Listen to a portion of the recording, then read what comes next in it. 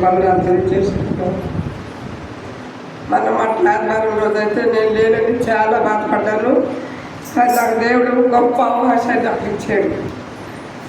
శనివారం రోజు మీరు పూలు కొడతా ఉంటే నేను యూట్యూబ్ ఛానల్ తీసి పక్కన కూర్చుని ఏడ్చుకుంటూ ఉన్నా. మా వాళ్ళందరూ నా ఇంటికి వచ్చారు. ఏంటక్క ఆడుస్తున్నావు అన్నాడు. అని ఇది నానైతే నేనైతే పక్కనే పోయి మట్టలు తెచ్చి కడిగి చేసి మా సంఘస్థులకు అందరికి ఇచ్చేదాన్ని. ఇదిలో నాకు అవకాశం లేదు అని బాధపడుతుంటే వాళ్ళందరూ నాతో కూడా కూర్చొని ఆదివారం రోజు అక్క ఈరోజు ఆదివారం మనం ఎవరిమి డ్యూటీకి కావాలంటే మధ్యాహ్నం నుంచి భోజనం చేసేసుకుని డ్యూటీకి పోతాము, నువ్వు సార్కి చెప్పు. మేము కూడా 15 మంది ఉన్నారు మన దైవ శాఖ కుటుంబకాయలు. అక్కడ చిత్తూరు నుంచి కాళహస్తి నుంచి అక్కడ అందరూ వాళ్ళందరూ ఆ ఒక్క రోజుకి నాతో చాలా అభిప్రాయంతో మాట్లాడారు. నా విశ్వాస వాళ్ళు కనిపెట్టేసి నువ్వు చెప్పక్క సార్కే ఈరోజు ఆదివారం మన పాము అన్నారు. ఈరోజు మాట్లాడారు. మా వాళ్ళంతా మాట్లాడుకొని బాగా చేస్తూ ఉంటారు. పోయిన సంవత్సరం అయితే ఆ సార్ కూడా నాకు ఫోన్ చేసాడు.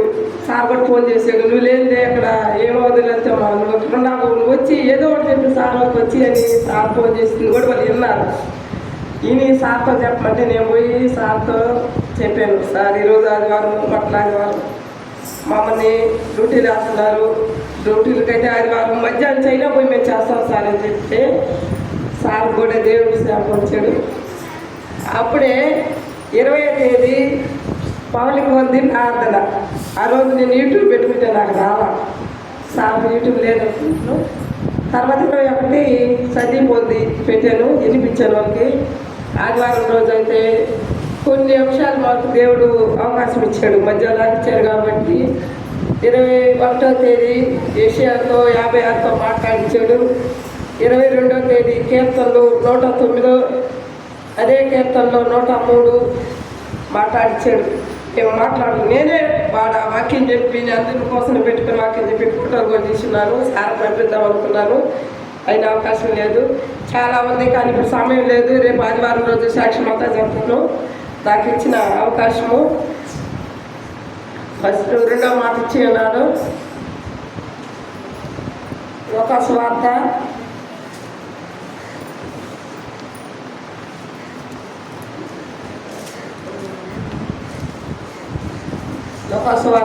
23:43 వచనంలో నాకు దేవుడు ఈరోజు నాతో మాట్లాడుతూ ఉన్నాడు.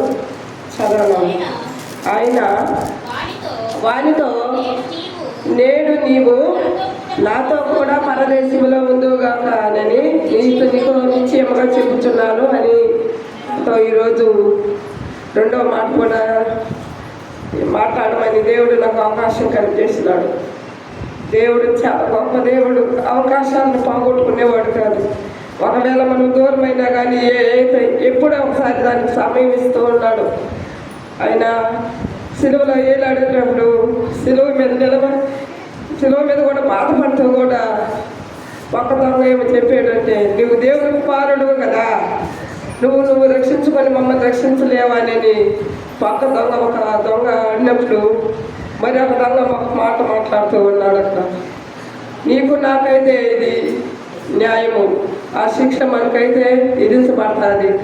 ఆయన ఏ పాపము చేయలేదు, ఏ నేరము చేయలేదు, ఏ దోషము లేదు. ఆయన సిలువ చేశారు. నీకు దేవుడిని అడుగుతున్నాడు, అయ్యా నీవు పరదేశంలో ఉన్నప్పుడు నన్ను నువ్వు జ్ఞాపకం చేసుకుని ఆయనని యేసు ప్రభుని పక్క దొంగ అడుగుతున్నప్పుడు దేవుడు ఆయన్ని కూడా అక్కడ క్షమించి అందరినీ క్షమించే దేవుడు మనల్ని కూడా ఎన్నో సార్లు కూడా క్షమిస్తూ ఉంటాడు. మన అపరాధులు ఎన్నో పాపము చేసిన మనల్ని కూడా ఆయన క్షమించి ఈ దినాలు కూడా కలువరు పండపోయిన భూమికి ఆకాశానికి ఒక మధ్యలాగా క్రాస్ లాగా ఏలాడు కొడుతూ ఉన్నాడు. 2వ మాట కీర్తనలు 15:4 వచనము.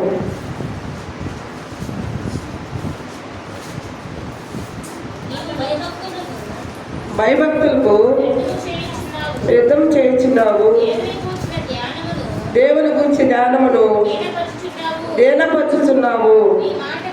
నీ మాట వలన నీ పాపము తెలియబడుచున్నది. వచ్చిన పలుకులు నీవు పలుకుచున్నావు. నేను కాదు, నీ మాటనే నీ దోషములను దర్శించుతున్నాయి అని దేవుడు అక్కడ కూడా క్షమాపణకి దానికి కూడా అక్కడ కూడా మనల్ని క్షమించడానికి అక్కడ కూడా మాటలు పలుకుతూ ఉన్నాడు. క్షమాపణ అంటే మనకైతే ఉండదు. మనం అక్కడ ఏదైనా మాట అంటే మనల్ని దూషిస్తాము, వాళ్ళని ఏసిస్తాము, వారిని చూస్తే కూడా పక్కన కూడా తొలగిపోయే వారంగా కూడా మనము ఉంటాము. కానీ దేవుడు అలా కాదు.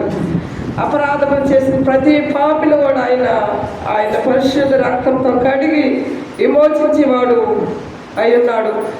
ఆయన చూసి పోలి ఉన్నాడు అని కూడా అతను మనతో వాగ్దానాలు చెప్తూ ఉన్నాడు. పరలోకమునకు భూలోకము సృష్టికర్త అయిన ఆయనే మనల్ని క్షమించినప్పుడు మనం ఎంతటి వారము కాదు కదా. మనం కూడా వారిని క్షమించే వారిగా ఉండడానికి ఆయన అక్కడ కూడా మనం క్షమిస్తూ ఉన్నాడు. 3వ మాట ప్రకటన 15:20.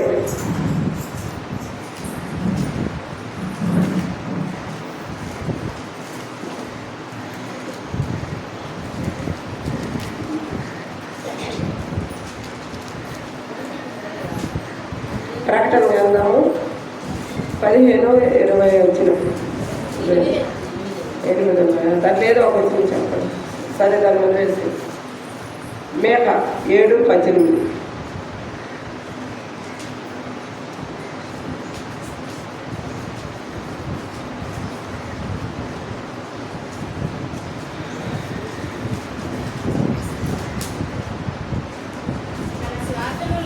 తన స్వార్థంలో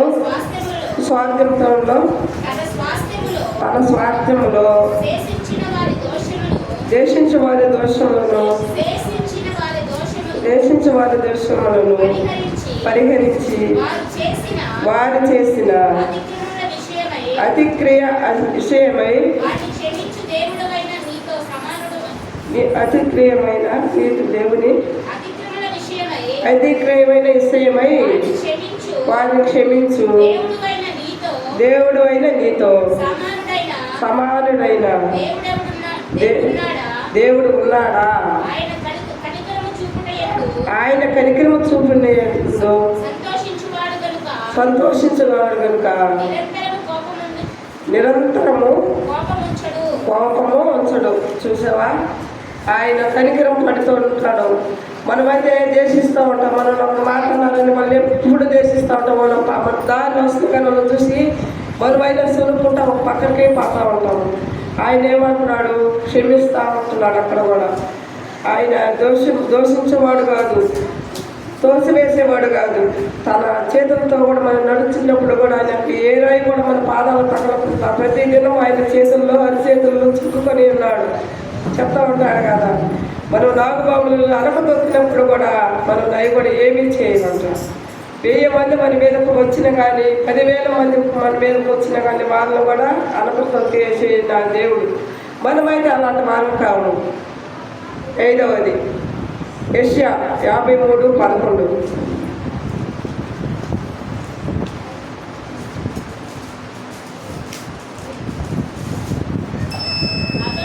అతడు తనకు కలిగిన వేదనను చూచి తృప్తిపడు నీతిమంతుడైన నా సేవకుడు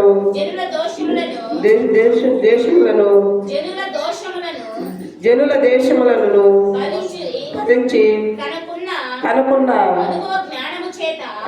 జ్ఞానము చేత అనేకులను నిర్దోషంగా చేశాడట. అనేక మందిని కూడా క్షమించి నిర్దేశించంటే మనమైతే దోషిస్తూ ఉంటాం కనుక ఆయనైతే అలాంటిదే దోషించుకుంటా వాళ్ళని క్షమిస్తూ ఉంటున్నాడు. తన శిలువలో పలికిన మాటలు 7 మాటలు కూడా మనము మాట్లాడాలి కనుక సమయము పక్కి మనం వినాలి కనుక నేను ఇంతతోనే మోస్తున్నాను. యేసుక్రీస్తు తన శ్రమలలో ఉన్న దినాల్లో కూడా నేను ఈ వారం అంతా కూడా అక్కడ కొంతమందికి స్వార్థలు కూడా ప్రకటించాను.